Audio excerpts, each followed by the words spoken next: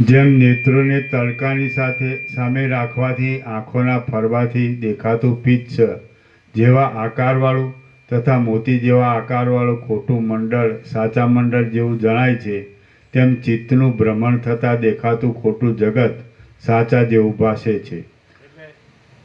આભાસની અંદર કોઈ ગમે એવી એક્શન કરે, એક્ટિંગ કરે, આડંબર કરે, શો કરે, કૃત્રિમતા, ઔપચારિકતા, આડંબર, તો એ કાંઈ નથી. એ ડ્રામેટિક છે. ડ્રામા કહે ને આપણે, તમે જેમ સિનેમા નાટક જુઓ તો એનો એક રોલ હોય ને, કિરદાર, એવું લાગે.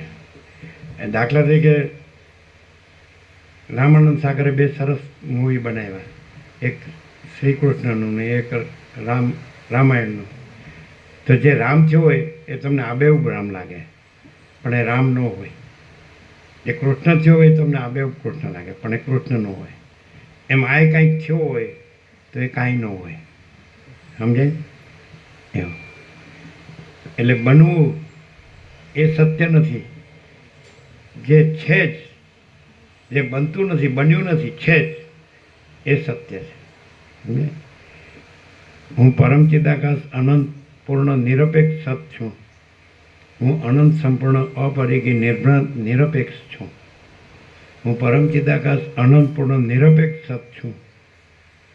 હું અનંત સંપૂર્ણ અપરિગી નિર્ભ્રાંત નિરપેક્ષ છું. સાપેક્ષ ગમે એટલું મોટું હોય તો પણ એ પૂર્ણ નથી હોતું. બૃહત એટલે મોટું. સાપેક્ષ ગમે એટલું બૃહત હોય પણ એ પૂર્ણ નથી હોતું.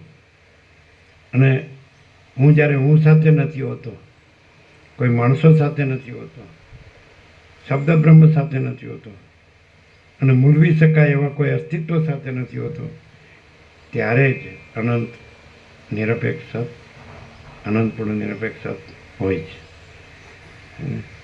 એટલે દ્વૈત બ્રહ્મવાળાને આ ખબર જ ન પડે. નિરપેક્ષ સતમાંય બધું આવી જાય, યોગ વાસિષ્ઠમાંય બધું આવી જાય, અને શિવ રહસ્ય રિભુ ગીતા સારમાંય બધું આવી જાય, અધ્યાત્મ રામાયણમાંય બધું આવી જાય. રામકૃષ્ણ પરમહંસ કહેતા કે અધ્યાત્મ જ્ઞાન ભક્તિથી પરિપૂર્ણ, એમાંય આવો જ તત્વો હોય છે. એટલે આ અમુક જ એવી વસ્તુ, એક અવધૂત ગીતા જે દત્તાત્રેય કાર્તિક સ્વામીને બોધ કર્યો, એમાં આ બસ તત્વ જ છે. અને હું તત્વ છું, હું આ નથી અને આ જગત નથી. અખંડ તત્વ છે. તત્વ એક જ છે એમ કરીને પણ આપણે આપેલું જ છે, વચનામૃત સ્ટીકર આપેલું જ છે. તત્વ એક જ છે એમ. કોઈ પણ એક્સ્ટ્રીમથી લો, આપણે એમ કલ્પનાથી આરોપ કરીએ કે બધાનું હું છે એ તત્વ છે, તો જ તત્વ જ છે ને કોઈનું હું કાંઈ નથી. આપણે એમ આરોપ કરીએ કે તત્વ અનંત છે, તો પણ તત્વ જ છે. કોઈ પણ એક્સ્ટ્રીમથી તમે લ્યો તો તત્વ જ છે અને બીજો કોઈ આરોપ કાંઈ નથી. તત્વ અખંડ છે, અનંત, અખંડ, અભેદ.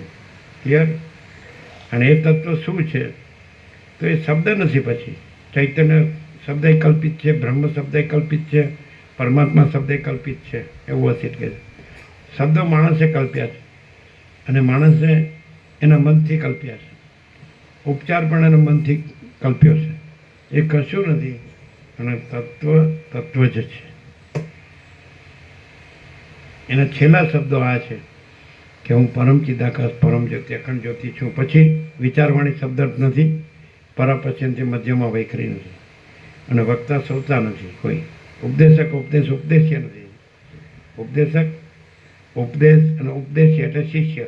ગુરુ ઉપદેશ અને શિષ્ય પણ નથી. કોઈ દ્વૈત નથી, ત્રિપુટી નથી અને તત્વ અખંડ છે. અખંડ તત્વ.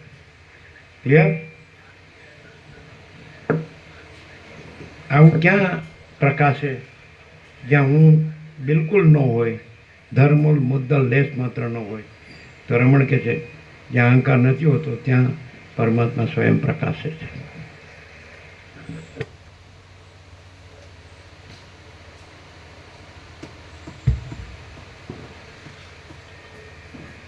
રામ બોલ્યા, હે મહારાજ, ચિત્ત કયા પ્રકારથી ભમે છે અને કયા ઉપાયથી તેનું ભ્રમણ અટકી જાય?